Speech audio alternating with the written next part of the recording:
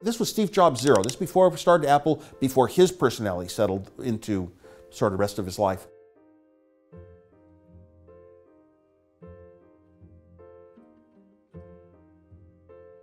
Bob Dylan, I think it was 1973, announced he was going to come back and do some concerts.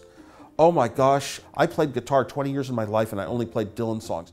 We got 4 tickets, like 11th row in the, what's now the Oracle Arena, the Oakland Arena, and we got to see Bob Dylan. We went to see Bob Dylan at Berkeley Greek Theater, and we followed Dylan, you know, regularly from then on, although Steve wound up spending most of his time in Oregon, you know, on a commune, doing other things. When I met Steve Jobs, he didn't have albums. I brought him to my house and I showed him the liner notes that are very strange of things Bob Dylan had written, and then Bob Dylan's lyrics and songs, and Steve took them all home and became a big part of our life. We would drive to record stores around San Jose State College and around Berkeley, and we would look for bootleg Bob Dylan albums, and we'd get them, and they were always very unusual. They were the only bootlegs back in those days.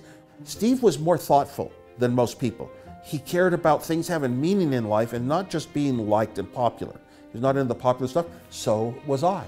And Bob Dylan wrote songs like poetry.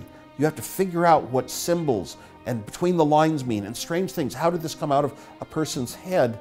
And it was unusual. And to us, we discussed it, and we decided Beatles music is nice and good, but Bob Dylan had words that had meaning to life that you could actually base some of your own philosophies on, and that was important to both of us.